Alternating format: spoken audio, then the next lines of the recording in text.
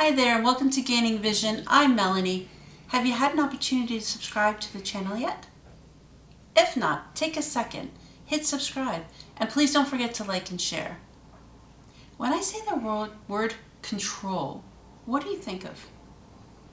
Control comes in different shapes and sizes. Let's think about this. To control yourself from doing something out of control keeps us focused. So that could be control ourselves to ensure we exercise so that we keep our weight down. Control so we don't get angry all the time. Control our emotions because we don't cry. Control our behavior if we're in school. So that's one sense. Another thing of idea of control is in a relationship when somebody is controlling. So keeping tabs on where their partner is at all times, not letting them go out and calling them all the time, whether at work or not. That's a negative sense. Obviously that type of control is not what we're hoping for. Obviously we want to keep our emotions and our behaviors in control in certain situations. But the type of control that I want to focus on today is having self-control of situations. So there's always going to be situations we can't control. But in a lot of situations, we can control the way we react to the situation.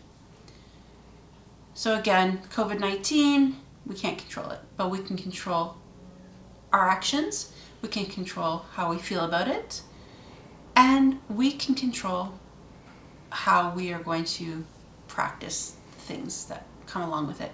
Whether you're sending your kids back to school or you're keeping them home, you have control over those decisions.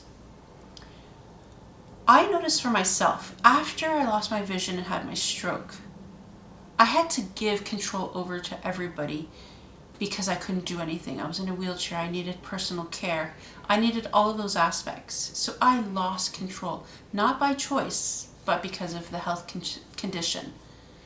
Losing that control really affected me because I lost who I was as an individual. I was very independent until that point, and losing that control affected me in a negative way. To the point where now I fight so very hard for that independence and for control over most aspects of my life. So making sure that I'm always on time, I'm always reliable, and I'm always doing a good job.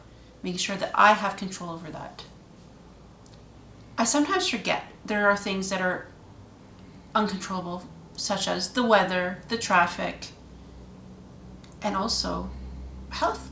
Maybe you have a headache, maybe something's happened and you're not feeling well. That's stuff you can't necessarily control. But I can control situations to the best of my ability. So by setting a schedule for myself, making sure that I allow enough time to be ready, whether that's through dressing, setting an alarm to make sure in the morning that if I have a meeting, I'm early, on time. That stuff I do have control over, and it makes me feel good because I feel back in control. I didn't realize how much this had affected me until years after my stroke, when my family pointed out how obsessive compulsive I was about being in control of things. I think I've mentioned before how I set alarms for everything and even make sure I'm dressed and ready with my shoes hours before I need to go, because at least I'm in control of that. But sometimes when you want control of every situation, you're bound to be disappointed at some results because somebody else may want the control as well. I've had to learn to balance this so I can be in control when it comes to working with my charity, when I'm working on my projects with Toastmasters, but I also have to be a team player, so I have to have that balancing act. And then I also have to remember that I'm in an equal marriage. I don't have control over anything. We have to make sure we agree on all the decisions together. I can make suggestions, but I have to let the control go sometimes. But that's what a healthy relationship is all about, is that give and take. Are you controlling in your life? Do you have self-control? Can you control those needs to overeat and need to talk compulsively on the phone or play games on your phone? Or are you the type that is controlling your partner or your kids? That's not a good control. So you may want to look at that and talk to somebody if you are.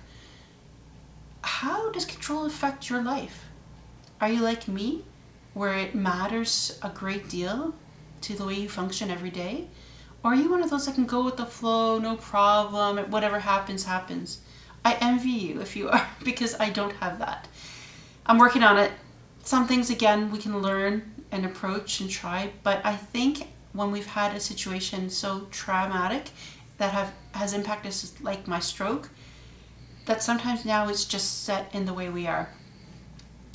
Control is good in small doses, and it's also good to keep you on track, making sure you follow a schedule, making sure you follow a plan if you have a goal. Control is really good in those aspects. So look at it in a good way, and if that's the part that you have in your life, enjoy it. Use it to your advantage. But if you do have that negative aspect of control, or if you're in a situation where somebody is controlling you, reach out and get help, because that's not right. You have the right for freedom, you have the right to make your own decisions, and again, that self-control is up to you. Until next time, please don't forget to subscribe to the channel, like and share, and I'll catch you next time. See ya!